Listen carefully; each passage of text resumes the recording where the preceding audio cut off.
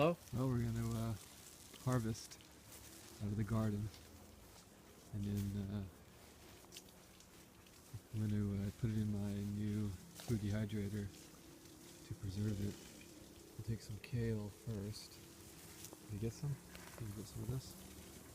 Yeah, we're at Jordan's house. It's the first year of harvesting, especially this amount of plots he has here. He also has over on this side, he has his greenhouse. Hello? He has some peppers in there. How's it going? His Oh, yeah, hot I'm at peppers have Jordan's produced. now. It's going to wait a little bit longer for that. He I also, on couldn't- this I side, couldn't he wait has that his, long. I didn't know what else to do at that end of called, town. Well, I was Here's some thought about it, artichokes. but yeah, just some artichokes. Yeah, Just waiting a little while longer for those. Tara's watering. That's broccoli. Okay, so how do we get some Oh, of yeah. this here? That's okay, next time. Yeah. This kind of kale is called red ursa. Oh, yeah. Okay, well, that's good. Well, next time. So, I'll be... as Oh, these yeah. organics, you can take these Yeah, I'll be seeds and then coming, we'll I'll be keep coming seeding year after to year that after end of year. town in Yeah. another 10 days or so. Have you so. taken a bunch of seeds already? No. Yeah, I see my chiropractor. So what Jordan's planning on doing here, maybe. he's planning on drying this in his dehydrator and vacuum sealing it, so then later Oh, he yeah. can Well, use it in good soups. insight. Yeah, rehydrate and use it in soups. And All right. Oh. Looks like a carrot almost. That'd be from a bird. so Jordan just bought an Excalibur dehydrator, Yeah, I know. and Excalibur dehydrator. Talking for the video, though. Oh. Oh, I see. The difference about Excalibur dehydrator and a lot of these other dehydrators you find, one of the biggest differences is the price, but the price isn't always an important factor when it comes to quality. The quality of the Excaliburs, the biggest difference in other dehydrators that may be lower cost is the distribution of air that goes from the top to the bottom. It's much more even than a lot of other dehydrators. Other dehydrators, they'll shoot from the top, but only get maybe some of the layers where the other tops suffer. And the other difference is the temperature. If you want to keep many enzymes intact in the vegetables, you want to be sure to dehydrate at a lower temperature. So a lot of people say about 115 degrees Yeah. is the ideal temperature to keep the enzymes intact.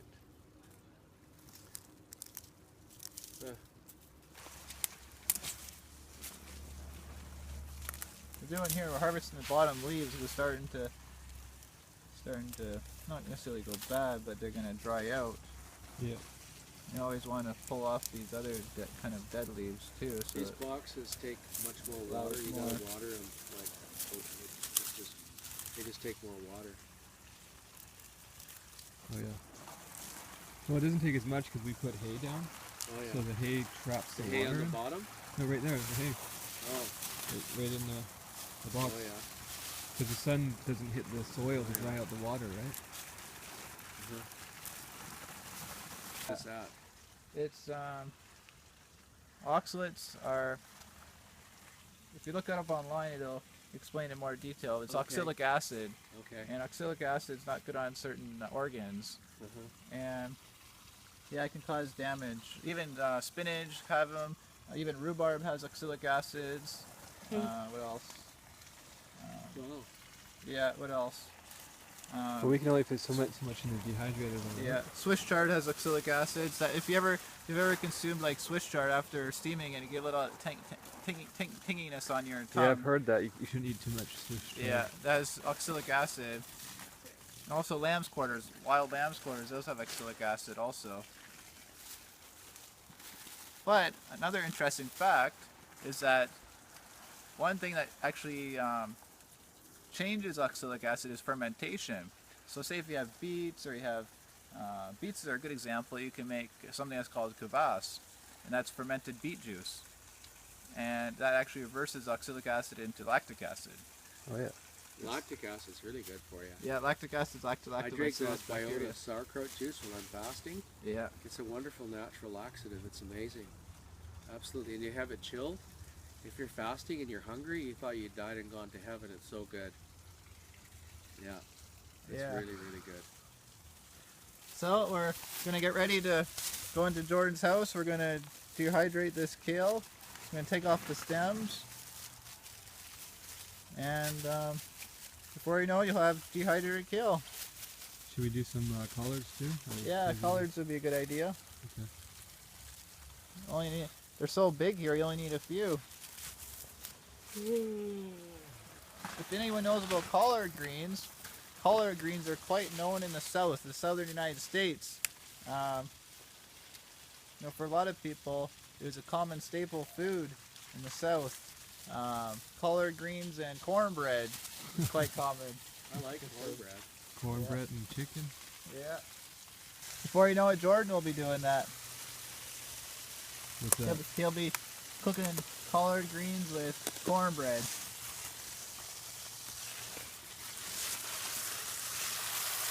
Even if Jordan even wanted to, he could start his own little business with collard greens. The need is so high here in the city.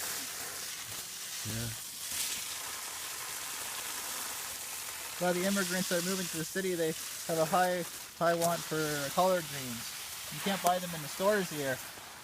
You can't? No. I bought them. Very rarely, especially the good size. You'll only get maybe 3 or 4 little leaves for $4. Oh yeah, yeah. So Here we are. Probably gonna cook dehydrated, you think? There's another bag here. Probably get a few more leaves. All right. Well, we're gonna go dehydrate. So here's the produce getting washed. We do not want any gnats on our food, as they are not kosher. It's pretty well done.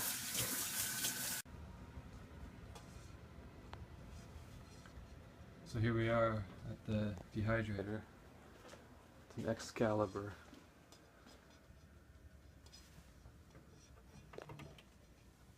It's a 9 tray.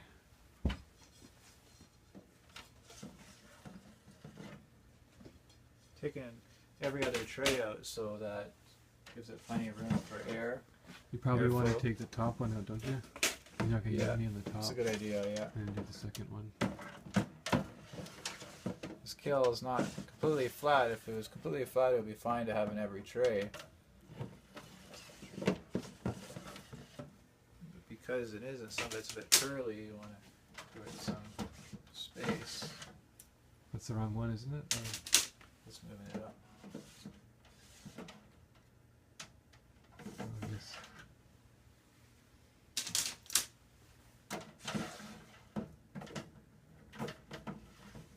So, go here.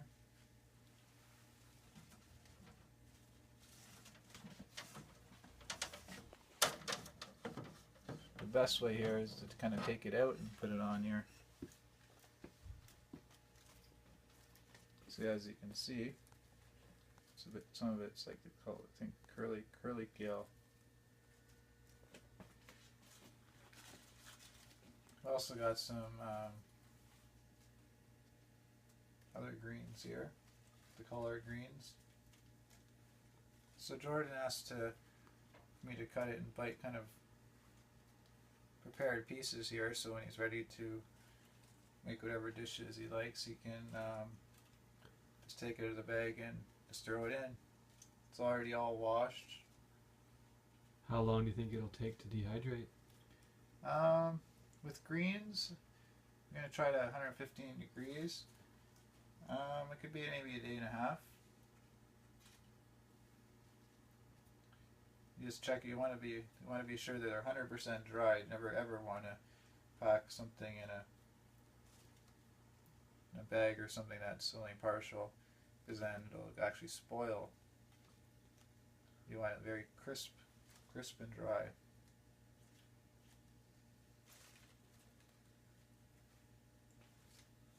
Here's some kimchi being made.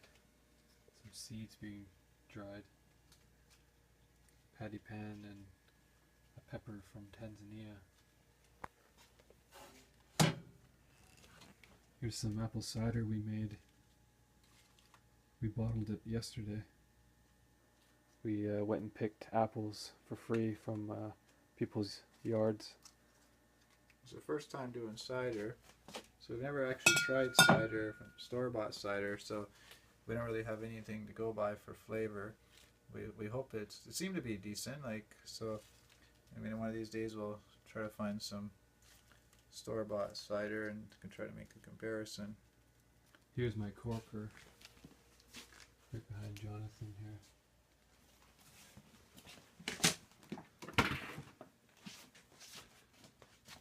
From what I hear, you need to get a good corker. You need to get the big kind like this. The other type don't seem to work too well. So you got the first tray here ready to go in. As you can see, we needed to space it out, 'cause if not, it just wouldn't fit. Or the other problem is if you stuff it too full, you try to put them every tray. When you go to take them out, everything else will fall to the floor. The problem, you'll just end up losing all of it.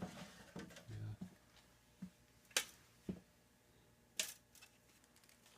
Here's another batch of apple pear cider that we put in the carboy on August 20th, which was about a week ago. And I'm making wine from just grapes I bought at Costco. That's been in about 2 months. Just using our old bottles that I had bought kosher wine, so we just sterilized them in a large pot in boiling water for 2 minutes, and after that you can use them. Every chance you get to reuse, you want to do that. You can save money. Yeah. Here's my pressure canner that I just bought about a month ago. Haven't used it yet. But apparently dehydrating is a healthier way to go to preserve the nutrients.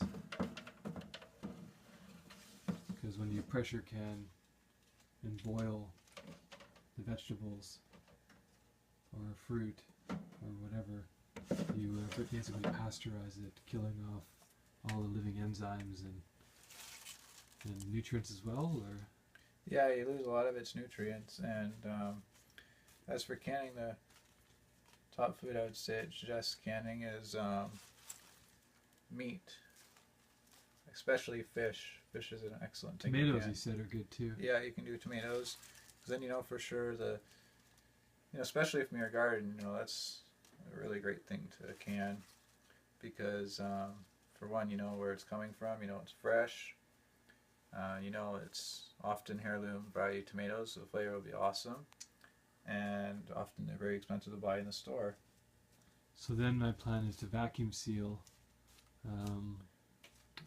all this dehydrated produce, and you can store it for years on the shelf and then just rehydrate it with water. I hear you can add, like kale, you can add to scrambled eggs, or what else? Soups and stews. Yeah. What else? There's an excellent recipe you can go online. It's kale and potato and leek soup. It comes from Scotland. I have made it. It's delicious, and I'm sure this would work very well for that.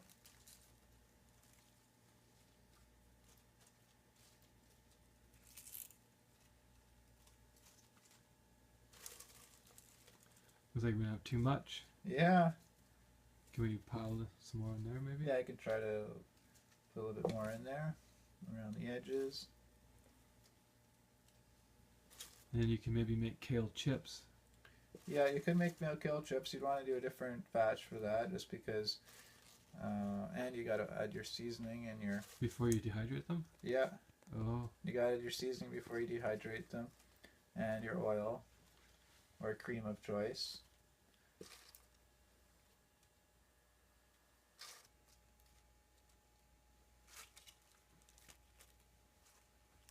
and what is kale good for you for?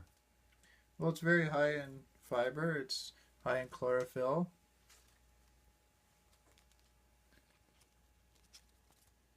It's like many other greens. Many other greens have chlorophyll. Also has, from what I remember, it also has calcium. What is calcium good for? Calcium's Your excellent for the bones? bones, but the plant-based calcium is significantly better than a lot of these. Animal based? Yeah, animal-based or even calcium, like calcium from rocks and all these things you buy in supplements, and and whole form calcium, whole food form is much better. This is also very alkalizing to your body. Is that good for that trait? Yeah, it's good there.